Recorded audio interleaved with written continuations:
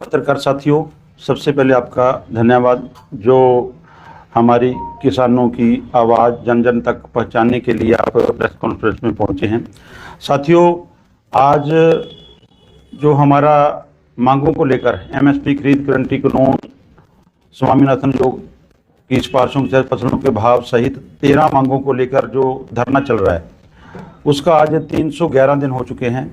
तो उस धरने पर जब सरकार कोई बात नहीं मान रही थी तो हमारे सीनियर आगू सरदार जगजीत सिंह डल्लेवाल ने आमरण अनशन शुरू किया, जिसको आज 24 दिन हो चुके हैं, 24 दिन चल रहा है।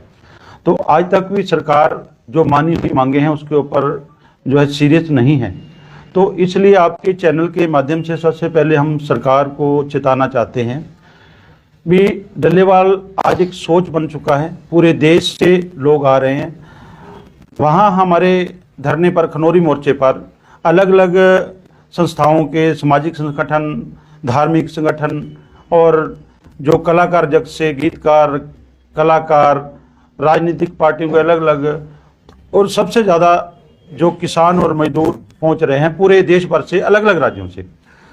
तो आज एक ऐसी हालात हो चुकी है, वहाँ पर हम 24 घंटे जो है दो समस्याओं से जूझ रहे हैं। एक तो हमारी को ये समस्या है, वहाँ अरेंजमेंट करने में हमारे को दिक्कतें आती हैं, बार बार जो है हम लोगों से अपील भी करते हैं। दूसरी दो तरह की चीज़ है, एक तो हमने स्वास्थ्य की ध्यान को रखते हुए सरदार जगजीत सिंह डल्लेवाल को जो चाहने वाले लोग हैं उनको पूरी सभी को मिला नहीं पाते हैं। दूसरा, जो पंजाब सरकार ने जैसे 26 नवंबर को उनको उठा लिया था, तो हमें ये खदशा भी कहीं बल प्रयोग करके उनको उठाया ना जा सके, इसलिए 24 घंटे वहाँ पर हजारों लोग उनके पहरे पे रहते हैं।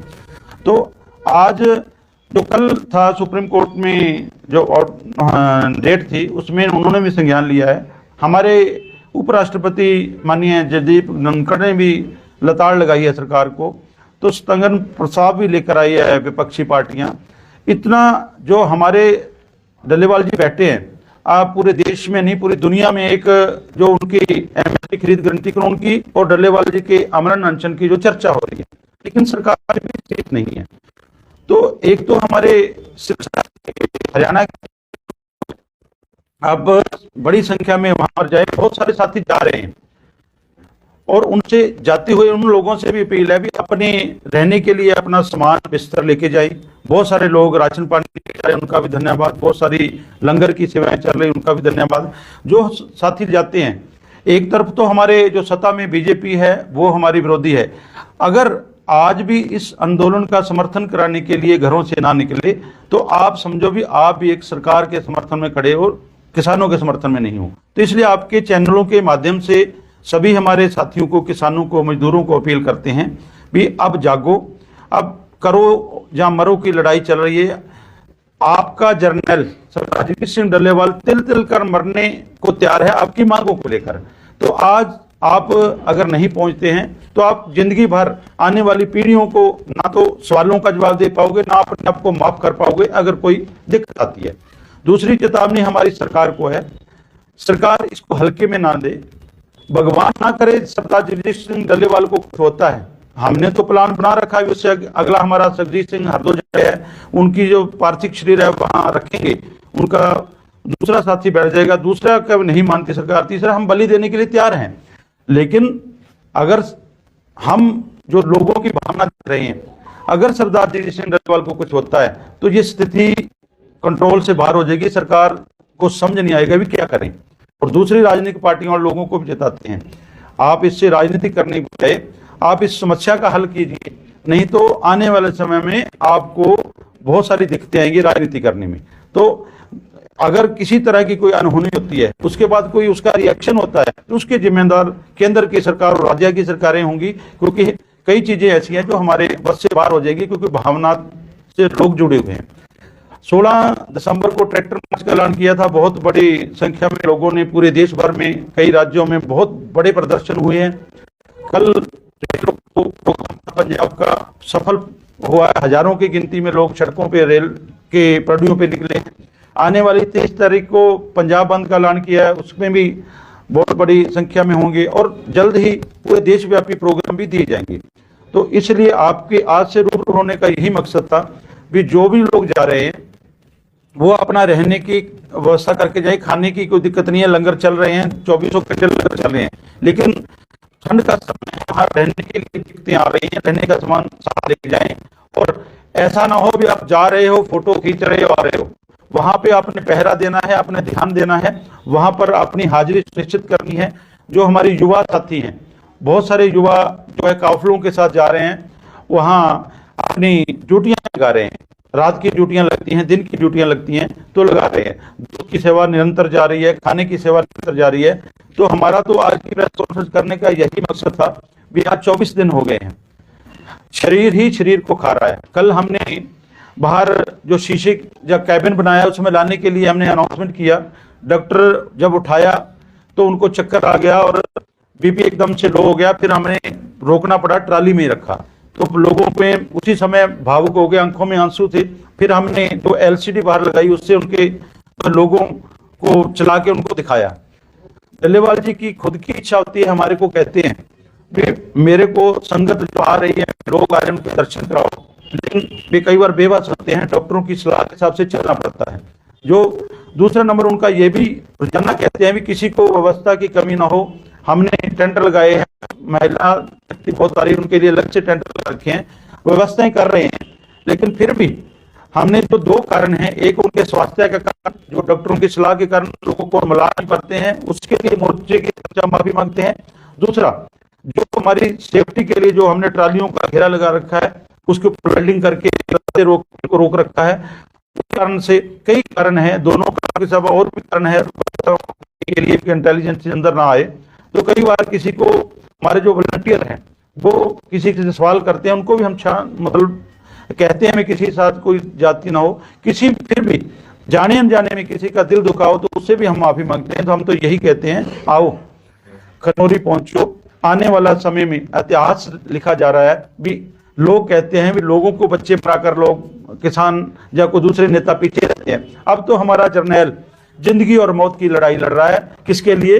हम सब के लिए, हमारे बच्चों को भिक्षा के लिए, आने वाली पीढ़ियों के लिए लड़ाई लड़ रहा है। तो ये लड़ाई चाहे दूसरी सरकारें भी है, पंजाब में मान सरकार है, कहने को कहते हैं हम किसानों के साथ हैं, दूसरे भी कहते हैं किसानों के साथ हैं, लेकिन समय पर किसानों का साथ कोई नहीं दे रहा है। किसानों का साथ किसानों को आप देना पड़ेगा। जिसकी लड़ाई लड़ रहे हैं, एमएसपी गारंटी कानून की लड़ाई लड़ रहे हैं, वो एक खाली किसान के लिए नहीं है, उपभोक्ता के लिए भी है। एमएसपी जिस फसल पे है उस पर कभी ब्लैक नहीं हुई, दूसरी फसलों पे ब्लैक हो रही है। तो आज ये लड़ाई आवाम की बन चुकी है। जो हमने पंजाब बंद दिया है, अलग अलग ट्रेड यूनियन के अलग अलग जो यूनियन हैं, जो बाजार वाले लोग हैं, हमारे व्यापारी भाई है, उन्होंने आके कहा भी हमारे को प्रोग्राम दीजिए। ऐसे ही जब पहले रेल रोको किया था तो डल्लेवाल जी के फरीदकोट जिले के उनके ग्राम के लोग आए थे कि हमें प्रोग्राम दीजिए, इसलिए ये प्रोग्राम दिए जा रहे हैं। जल्द ही देशव्यापी बड़ा प्रोग्राम दिया जाएगा और इस आंदोलन का हिस्सा बने। इस आंदोलन में दूर दूर से लोग आ रहे हैं, आप भी पहुंचे, यही अपील। मांगे सारे संगठन मान रहे हैं, लेकिन एसकेएम फिर भी साथ नहीं है, क्या करें? देखिए, किसी एसकेएम या किसी जो लोग आ रहे हैं, किसान जिनके लिए डल्लेवाल जी अमरनाथ अनशन पर बैठे हैं, वो बड़ी संख्या में वहां पहुंच रहे हैं। वो उनकी सोच है, कहीं हो सकता है किसी ने लिबास किसानी का पैर रखा हो लेकिन मांगों से समर्थन में ना हो, लेकिन वो खुल के ना कह सकता हो। लेकिन 13 फरवरी से 311 दिनों से शंभू मोर्चा, खनौरी और रतनपुरा मोर्चा लगा हुआ है। इस पर जितने लोग बैठे हैं, जो हमारी 13 मांगे उस पर समर्थन करते हैं, जहां तो वो लोग खुल के कहें जिन मांगों को लेकर हम प्रदर्शन कर रहे हैं, जिन मांगों को लेकर सरदार जी डल्लेवाल जी जिंदगी और मौत की लड़ाई लड़ रहे हैं, उन मांगों से समर्थन नहीं करते हैं। फिर एक तरफ तो आना पड़ेगा ना, जहां हम ये कहने में गुरेज नहीं करेंगे कि आप सरकार के पक्ष में भुगत रहे हैं, आंदोलन के पक्ष में नहीं। जब जन जन का आंदोलन बन जाए, अब वो आंदोलन जनता का बन चुका है, तो कितना मर्जी को बयान दे ले, कितना मर्जी कुछ कर ले, जब आंदोलन जनता लड़ती है तो उस समय जनता ही आंदोलन को चलाती है, ये दूसरे लोगों की बात नहीं होती। कई किसान संघ राज्यपाल से भी मिले हैं चंडीगढ़ में इसी आंदोलन को लेकर के कि हम अनशन है, क्या? देखिए, जो भी कोई उसका धन्यवाद करते हैं, जो इन मांगों का समर्थन करता है, जहां सरदार जगजीत सिंह डल्लेवाल की सेहत की चिंता करता है, उसका हम समर्थन करते हैं भी। वो चिंता करते हैं भी एक लीडर बनने में सालों लगते हैं। 45 साल के संघर्ष के बाद हमारे पास एक हीरा है जो अपने प्राणों की आहुति देने के लिए तैयार है। तो ऐसे लोग बार बार तैयार नहीं होते हैं। उनकी चिंता करने वाले लोगों की और मांगों की चिंता करने वाले लोगों का हम समर्थन करते हैं। दूसरी बात, सरदार जगत सिंह डल्लेवाल को कल भी डीजीपी पंजाब और आए थे। इससे पहले डीजीपी पंजाब और मयंक मिश्रा जो होम फेयर के डायरेक्टर से सेंट्रल सरकार से आए थे, उन्होंने भी बात की। जो कोई भी गया है उन्होंने कहा है भी कुछ मेडिसिन ले लीजिए, कुछ ले लीजिए। वो कहते सुप्रीम कोर्ट मान लो, सुप्रीम कोर्ट ने कहा था कि हम इसको जो है इनको डल्लेवाल जी का क्या संदेश था, उन्होंने हमारे को कहा, हमने आगे संदेश दिया क्योंकि ज्यादा बोल नहीं पाते।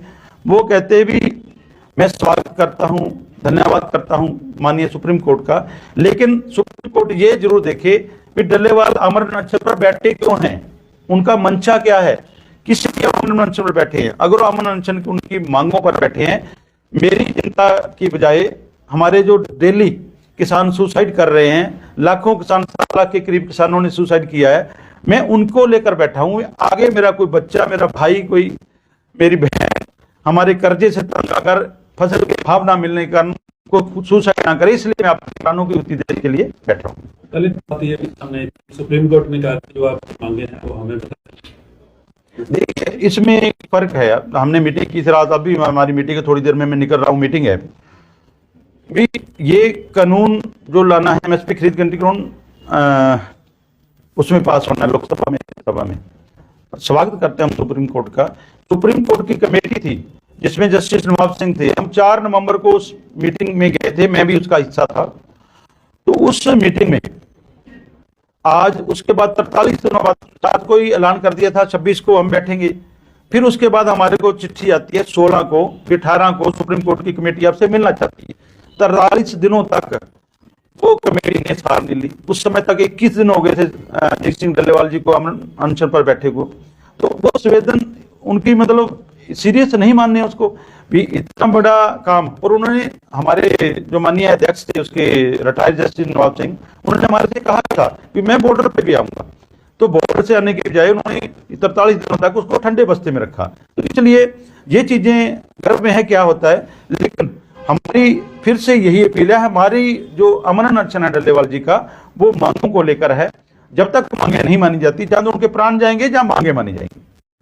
सरकार भीड़ क्यों नहीं लगती है आपको? बड़ा लंबा समय हो गया है आपको। देखिए सरकार के ऊपर जो उनके आका हैं, एक तो वर्ल्ड ट्रेड ऑर्गेनाइजेशन जो WTO है उसका दबाव मानते हैं, दूसरा जो कॉर्पोरेट घराने हैं जो नहीं चाहते हैं एमएसपी की गारंटी कानून बने, वो स्टोर करते हैं, बाद में बाजार में उतारते हैं। जो कई चीजें हैं इतनी महंगी बिकती हैं, जो सब्जियों के लगा लें या कई बार दालें हों, वो 1.5, 2 गुना, 5 गुना रेट होते हैं। वो लोग अपना फायदे के लिए वो ये नहीं चाहते हैं, कभी भी नहीं चाहते हैं भी ये एमएसपी की गारंटी कानून मिले, किसान खुशहाल हो। वो चाहते हैं किसान दिन ब दिन बदहाल हो और उनको जो जमीनें हैं धीरे धीरे लेके वो एग्रीकल्चर सेक्टर में आना चाहते हैं, क्योंकि एग्रीकल्चर सेक्टर ऐसा है। एक चीज और आपके माध्यम से कहना चाहते हैं, ये सरकार है जो बीजेपी की सरकार है, वो डबल इंजन की है। इंजन 2 ही है, अमित शाह और मोदी। बीच में जनता है, जनता को एक तरफ में चले तो जनता को आगे लेके जाएंगे, लेकिन वो जनता को खींच रहे हैं, जनता में पिस रही है और ये खींच रहे हैं। और इनको ऊपर चलाने वाला कौन है? वो भी 2 ही है, अंदानी और अंबानी। और ये चीज अगर किसानों को फसल का भाव मिलेगा, किसान के पास पैसा आएगा, किसान पैसा अपने जेब में 1 मिनट नहीं रखेगा, बाजार में जाएगा, इकोनॉमी हमारे देश की बढ़ेगी, देश की जीडीपी बढ़ेगी, तो देश तरक्की करेगा। अगर कॉर्पोरेट के हाथ में पैसा आता है, वो अपना इन्वेस्ट किसी बाहर वाले देश में करेगा, वहां जाकर प्रोजेक्ट लगाएगा, दूसरी जगह लगाएगा, वो पैसा जो बाहर नहीं आएगा, बाहर आएगा आम आदमी का जो पैसा, आम लोगों। सरकारी नौकरी चाहिए, चलो ICS। 1 साल की फीस 6,000 रुपए। हमारे रहते आप बेरोजगार क्यों हैं? सरकारी नौकरी की सबसे अच्छी तैयारी, सबसे अच्छे अध्यापक, सबसे कम फीस, हरियाणा का नंबर 1 कोचिंग सेंटर ICS। संजीवनी अस्पताल बाल एवं शिशु रोग, general surgery, plastic surgery, neuro surgery, नेत्र रोग, फिजियोथेरेपी, स्त्री एवं प्रस्तुति रोग, हृदय एवं शुगर रोग, हड्डी एवं जोड़ रोग, कार्डियोलॉजी, दंत रोग, इमरजेंसी चिकित्सक सुविधाओं में एक भरोसेमंद नाम है। ICU, NICU, cath lab, hair transplant, private कमरे, urology, CT scan, laparoscopy, accident, trauma, heart attack, चलेगा इलाज, डायलिसिस की सुविधाएं उपलब्ध हैं। सभी मरीजों को खाना फ्री दिया जाता है। आयुष्मान भारत हरियाणा सरकार और रिटायर्ड फौजी भाइयों के इलाज, इंश्योरेंस और TPA पैनल पर सभी सुविधाएं उपलब्ध। पूछताछ मोबाइल नंबर 7027566691